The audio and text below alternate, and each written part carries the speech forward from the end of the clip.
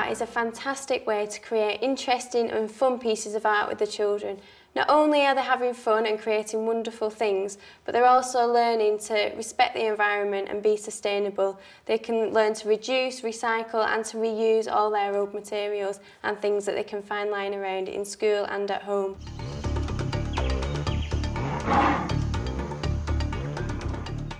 What we're going to be doing this morning, we're going to be doing some junk modelling on different exotic safari animals. In a moment, we're just going to work in our groups to write down as many animals that we can think of.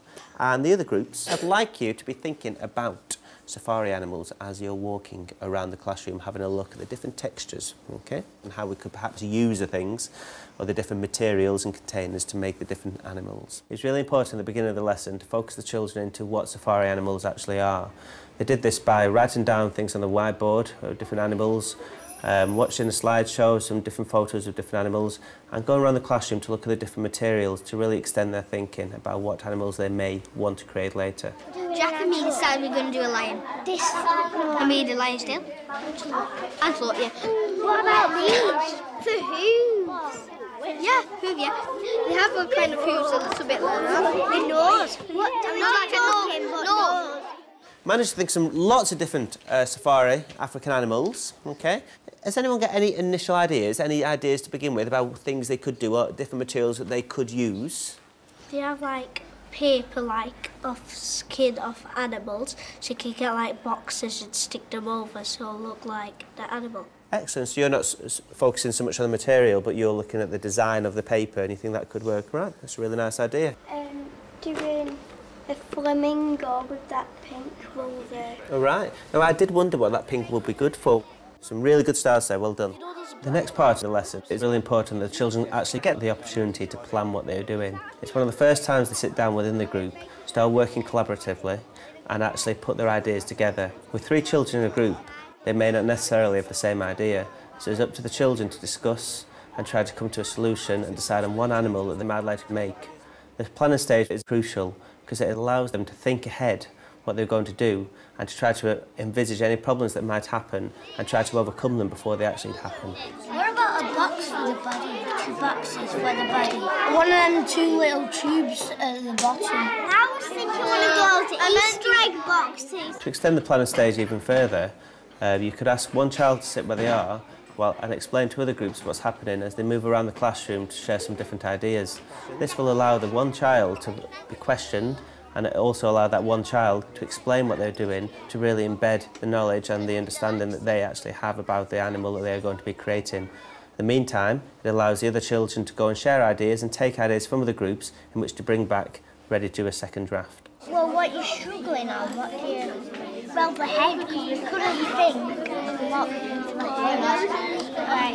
Did you get any ideas from people talking to you? Yeah, like we can get some feathers for the wings and the body. Yeah. Yeah, we can get three boxes for the head and the body. Yeah. In a moment now, we're going to start our junk modelling, our scrap art process, okay, where we're going to take the different materials to our tables. What if you make a mistake? If you can make it better, if you can do it, or just leave it. Yeah, I can always come back to it later at the end if you've got time, okay? Yeah, this is what this session's all about. It's about mistakes and overcoming them, okay, making them better. All right. It's always useful to have a wide range of materials on hand for the children to choose from. This allows the creativity to blossom as they're not confined to choose one certain thing. We've got a lot of our materials from a local scrap store, which most schools within the country will have the access to visit. And also, we've got lots of the materials from the children themselves within their homes, boxes, egg boxes, lids, all different kinds of things. Just one really long piece and it goes directly around the legs. Lots of people have done some different kinds of animals. I can see the way you've used different kinds of scrap really effectively to do different parts. Scrap's a really good material to use because it's environmentally friendly, it's available, and it allows the children to be creative. This is Percy the parrot, and we made him in our great lesson. If we were just learning about animals, it'd just get a bit boring, but we get to make them instead. And that's quite fun.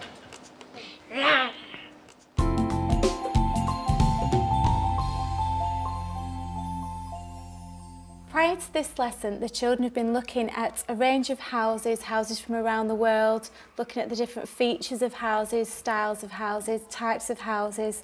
We've designed and made our own houses on 2D. Today's lesson is about using all of this knowledge and understanding to create a 3D model of a home for the class puppet. What's our house for Carlos going to need? It's going to need windows. Why does it need windows, Ishmael? Because the sunshine will come inside. Oh, that's a lovely reason. Do you like looking outside the window, Carlos? And what do you like to look at?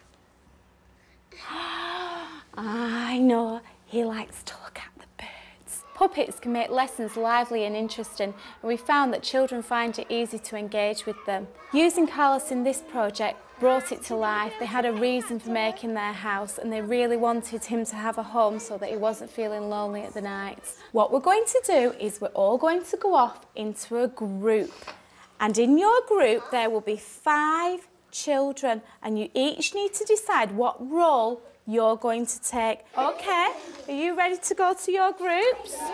Think about what you would be good at doing. Okay, off you go. I'm good at collecting lots of things. You're good at collecting things, so what role would you be good at, Sarah? You'd be good at being a resource manager. You're good at looking at the clock and making sure that we stay on task and we get it finished on time. Well done. What about you, Ether? What would you like to do?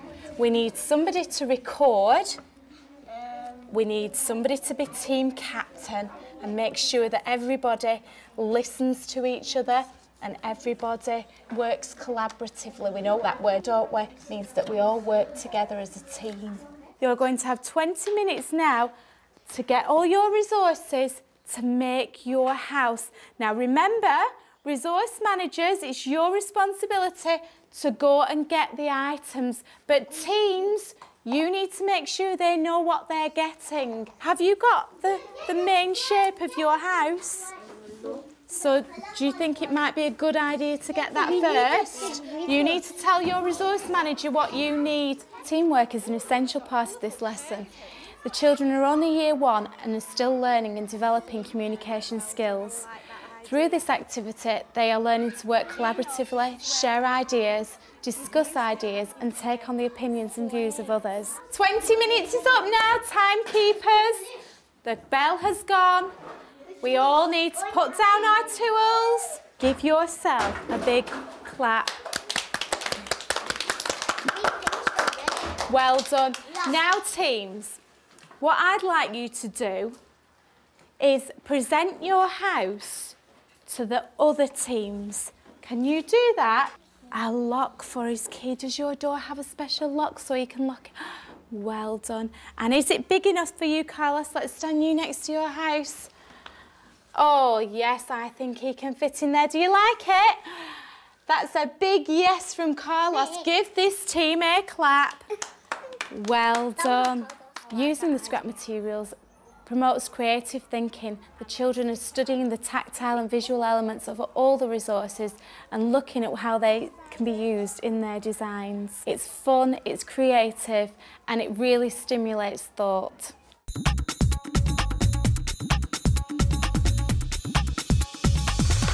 Your lesson and your challenge is to make a 3D Indian-inspired hat using all our scrap materials.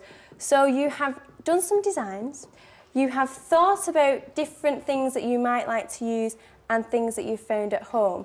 Has anybody got a really good idea they want to share with everybody else before we go back to our places and start making our hats? Yes, Mariam? You can use all different kinds of materials, and with them you could dangle things down to make it an Indian one. It's really important that the children are focused from the start of the lesson. So in this case, we had already designed our hats. The children had started to think about what scrap materials they need to use and how they're going to use them. Can you just be checking what you need from the resource table now? Are you going to need some sweet wrappers? Are you going to need some yoghurt pots? Decide and tell each other, work together to give each other some ideas. I'm going to use that. I might use a piece of that. And I'm going to use flour. Stick one. For this lesson we used an extremely wide range of materials, ranging from bottle tops to Indian fabric, even just bits of paper that were lying around. You can literally do it with anything that you can find in the classroom, in the school, or what the children can bring in from home. Well, if you get the material that's going to cover the rest of it, maybe we could use that to stick it down. There, so you cut around it. You okay with that? Because look, that will only cover that. So Yeah, but it'll cover up most of it, won't it? yeah, I could either go and get some tissue paper to stick instead. yeah. Like that green tissue paper, we can get like sort of this green.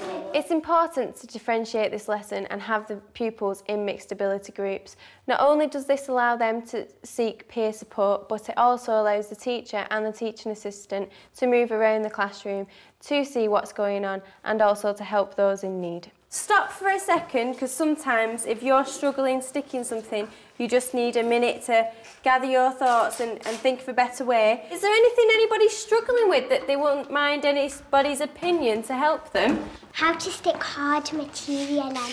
You could use Velcro. Brilliant. The Velcro is very good at keeping things sturdy, isn't it? So if you stick one side of the Velcro to your object and one side to your hat, it would help the material to stick on. Lara's used the Velcro to stick the hard, feather-like structure on the front. By using scrap art and different junk materials, the children are able to explore without feeling guilty for wasting different materials. It allows them to problem solve and make mistakes in a fun and creative environment. It's very fun to make the Indian hat because Indian hats are very creative and beautiful. All different materials what my mum doesn't need. I can just get that, cut it up into different shapes and all that, and make it onto a piece of paper. I can make a hat with it too. A lot of children don't realise that simple everyday objects such as bottle tops can be used again and again in lots of different ways to produce wonderful scrap art pieces. Through the children being hands-on with the different scrap art materials, it allows them to change their mindset and in the future start to recycle, just like we have been doing in school. They can do it at home as well. We're just going to have a look at some of the different designs. Okay, so put your hand up if you would like to come and model yours for the rest of us in front of the class. I started off by putting a pink cover, then I rolled some ribbon round and I put red in the middle, then I used the yellow. You've got lots of different scrap materials there, haven't you? Which one do you think was the best to work with? That part. That part, the ribbons, they made really good flowers, didn't they? Well done. Anything else you noticed about, especially the bottle tops and the sweet wrappers and the chocolate bar wrappers, all those little bits? It gives a good effect because he's done it 3D and it stands out. Making hats is a great way for the children to explore their own creativity. It also gives them ownership of their work. Not only are they producing something that's fun and exciting, but they can take it home with them as well at the end of the day.